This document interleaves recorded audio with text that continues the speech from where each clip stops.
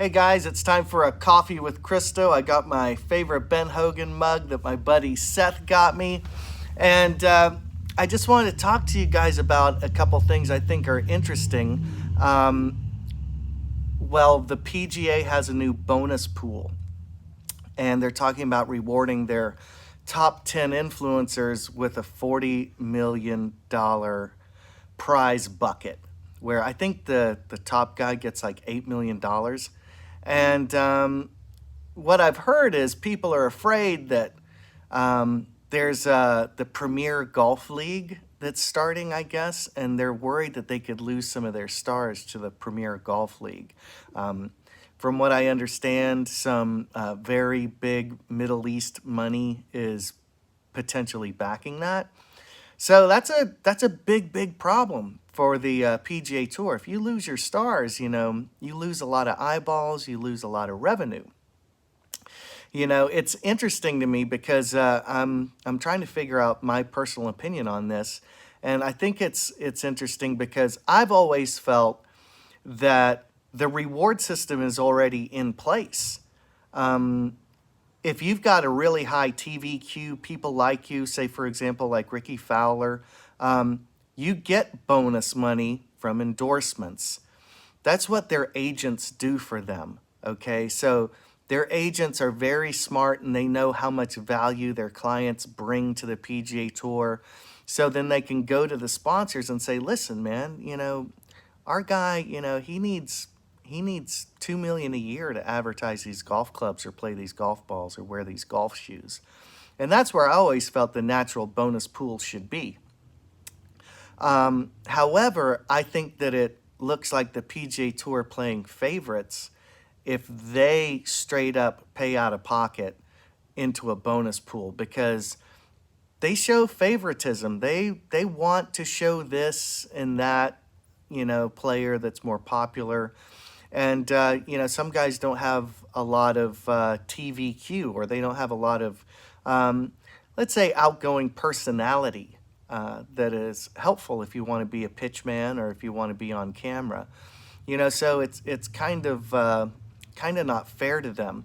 But I'll tell you where I think the really interesting thing is, imagine, the top 10 players, they split up this $40 million. Imagine if you're, say, the number 12 guy or the number 14 guy.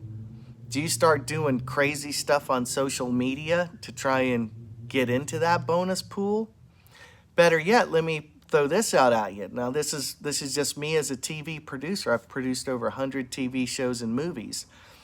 What if somebody hired me to make a TV show about them and they're on the bubble, say 11 or 12, and then they spend, let's say, $500,000 to make some wild TV show that follows them all year long, and all of a sudden they bust into the top 10 and they get a multi-million-dollar bonus. Plus, because they've got all this extra social media and a TV show and everything else, then they start making more and more money. That's something that you'll probably see it. I mean, I'm just throwing it out there, but I know I could do that. So these are things that I wonder, are really fair. But, I guess all's fair in love and war. It's not personal, it's just business. So I was watching the Zurich Classic, and it was pretty fun to see the team format. I think that there should be more stuff like that. I love match play. I love the Ryder Cup. Don't get me started. In fact, I've got some ideas. I'd like to launch a new golf network. I've got some partners and we're talking about some different things. But I've got a golf league I'd like to start that would be really, really pretty darn watchable. But it's interesting to see the team format. And so I love the golf swings of the South Africans, Louis Oosthuizen and Schwartzel. I love the personalities of Smith and Leishman, so it's kind of interesting how the playoff, went down. But I think we started to see a little bit of fatigue. One of my all-time favorite swings is Louis Oosthuizen. And he's not a big guy, but he pounds it. and he's long and smooth. And, God bless you. I feel terribly for you, but we all know in that playoff what it feels like. When he had played 18 on the previous completion of the 18 holes in regulation, he drew the ball. He hooked it a little bit too much and caused a little bit of trouble, coming in on 18. And then the second time he stood up, I think he wanted to hit a little cutout there, and he overdid it. He hit a slice into the water. And the thing that's so sad is we've all been there. We've all done it. And, Schwartzel came back and hit a solid drive. And, they gave him a run for their money. There was a really interesting two-shot swing when Louis hit this beautiful iron that never left the pin, and Schwartzel just drained a beautiful 15-foot putt. Those guys, it's the only thing is, it hurts your ego, and that sucks a little bit. But I'll tell you, just to bring you up to speed on what I'm doing, there's so much golf information out there. I was on the right track a long time ago when I was working on my Tiger Hogan impact videos about the low left release. But, we have a lot of science to back this stuff up now. So now that John, my golf coach, is working with me, John Levitt is one of the best golf performance coaches I know. He's the best golfer I know. And that's one thing I really like about John, is there's a lot of teachers that maybe can't quite perform at a high level, but John is one of the best golfers I've ever met. I mean, even recently he's played in a couple U.S. Senior Opens, but he's been talking to me about the science of golf, and this is really good for me because it's helping me to align all the theories I've worked on, looking at all the classic swingers, which we don't have data on these classic guys. I wish we did. Maybe someday we'll be able to map it out. But I think that Sam Snead and Ben Hogan had it figured out. I really think that they had the best golf swings in history pre-science. And now we're learning why they were so good. I think the fields are so incredibly deep now because, guys are coming out of college and they've grown up with this TrackMan knowledge.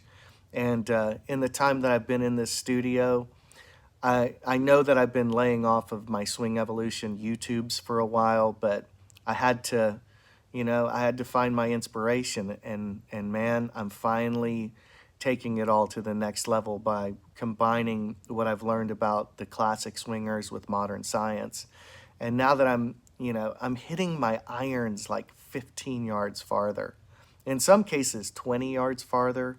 But, that's when I kind of I don't need to swing like a gorilla. That's one thing I'm trying not to do. I'm trying to let my body leverage the club so that the club does all the work. And if you do that, you're going to play a lot better golf. And I'm hoping that this is the year that I'm going to be able to break into the 60s. Now that the putting greens are back open, you couldn't putt in California, in LA for like a year. That's why I have this, little putting mat here. But I'm excited. I'm going to work on my computer until about 11 o'clock working on editing. And then I am going to begin my golf practice session. I'll probably do a little stretching segment to warm up, just to show you guys how I loosen up. And then I am going to hit golf balls. And then I've got business phone calls. And life is good. And I've got some really big stuff coming out, by the way, that is really high production value with a very big client. I've actually got 2 commercials coming out this next month with some very, very big players. So, and one of them is in partnership with the PGA Tour. So at any rate, there's a driving evolution, May 8th, Tampa, Florida. Come on down for that, high noon at West Chase with the Sestone Golf Academy. I'm going to be dialing in everybody, so that you can optimize your launch conditions with your driver. It's one day only, just Saturday all day. We're going to start at noon, so if you want to warm up a little beforehand, that's a great idea. We're going to start getting people's numbers, and we're going to fix them.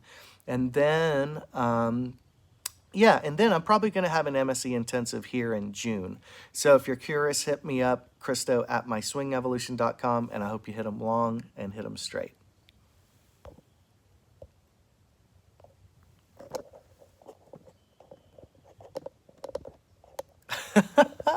This is impossible.